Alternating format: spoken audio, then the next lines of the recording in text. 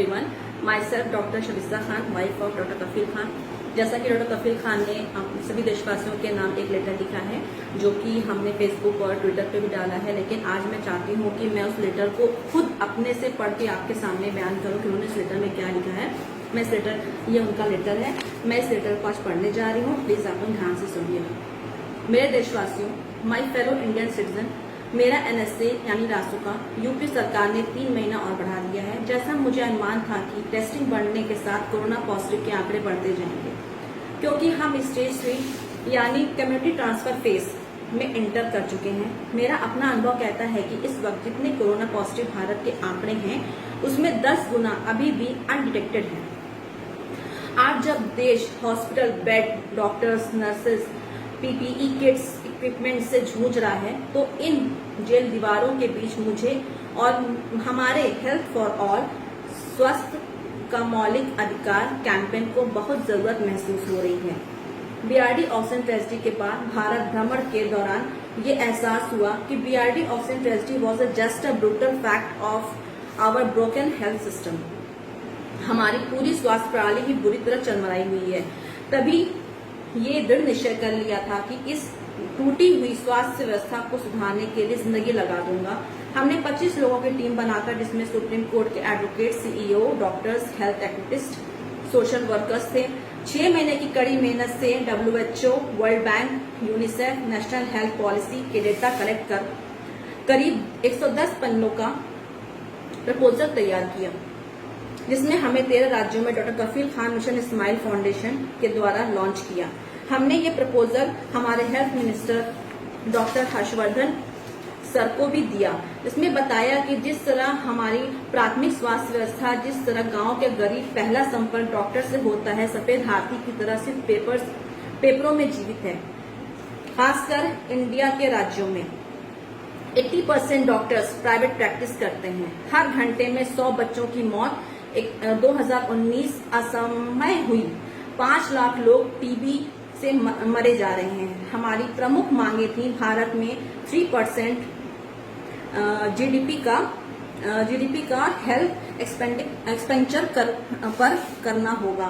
स्वास्थ्य के मौलिक अधिकारों को संसद के पास करा राइट टू हेल्थ केयर बनाया जाए, ताकि बिना किसी जाति, धर्म, गरीबी, किसी जेंडर पैरामीटर में मुफ्त और फ्री इलाज उसके घर में 2-3 किलोमीटर के अंतर्गत प्राप्त हो। काश सरकार ने हमारी सुनी होती तो आज हम इस परिस्थितियों से ना जूझे होते।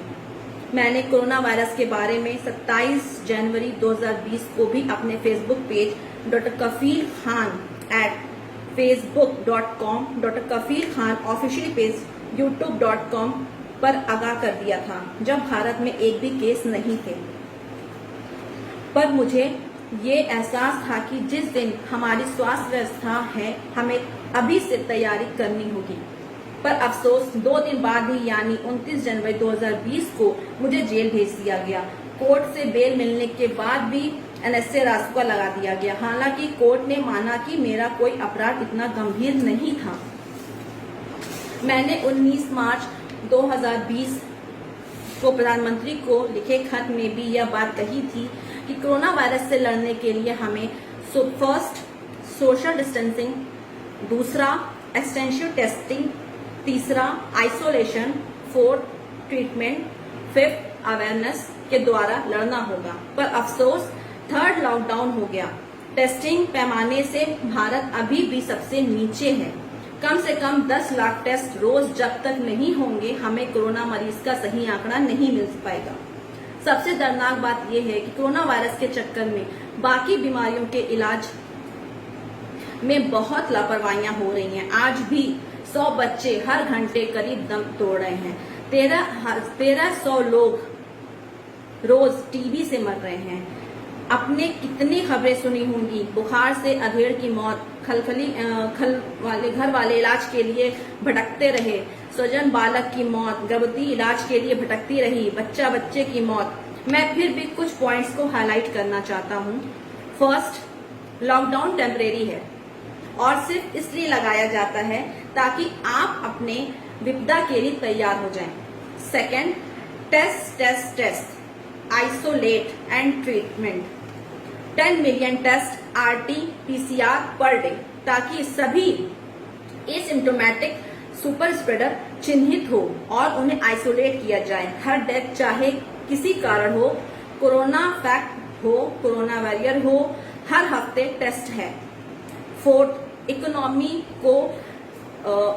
जो इस मतलब ऐसा है कि ध्यान दे रहे हैं। फिफ्थ, गरीब मजदूर प्रवासी जो भूखे मर रहे हैं, उनके हाथों में कम से कम 5,000 रुपए प्रति महीना रखना चाहिए। रमजान का पाक महीना चल रहा था। हर रोज खोलते वक्त अल्लाह से यही दुआ करता था कि जल्द से जल्द मेरे देश को इस महामारी से बचा ले और किसी की मौत ना हो।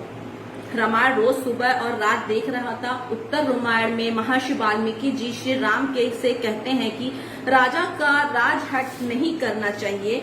तो फिर से इस पत्र के माध्यम से उम्मीद करता हूं कि जो राजहट की मुझे जेल में ही रखेंगे, छोड़कर राजधर्म का पालन करने मैं इस सैकड़ों कैदियों के बीच और लाखों मक्खियों और हजारों मच्छरों के बीच बस तड़पता हूँ कि कैसे हाईकोर्ट मेरी केस को जल्दी सुनवाई करे और मैं फिर से मरीजों की जिंदगी बचाने के लिए काम में लग जाऊं, मुजफ्फरपुर ही चला जाऊं, चाहे बेचारे बच्चे चिनकी बीमारी से जो आज मर रहे हैं।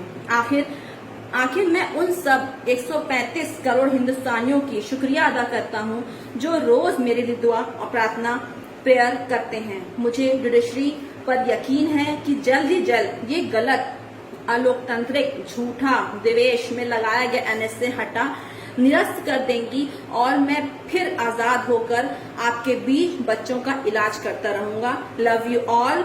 जय हिंद, जय भारत। ये डॉक्टर कफील का लेटर था जो मैंने आपको पढ़ के सुनाया और आपसे रिक्वेस्ट है कि आप इस वीडियो को ज्यादा से ज्यादा शेयर करें ताकि डॉक्टर कफील को जल्दी से जल्दी उनको जमानत मिले और वो हमारे बीच आकर फिर से उन बच्चों का इलाज करें जो गरीबी की वजह से अपना इलाज नहीं करा पा रहे हैं। शुक्रिया, धन्यवाद, थैंक यू।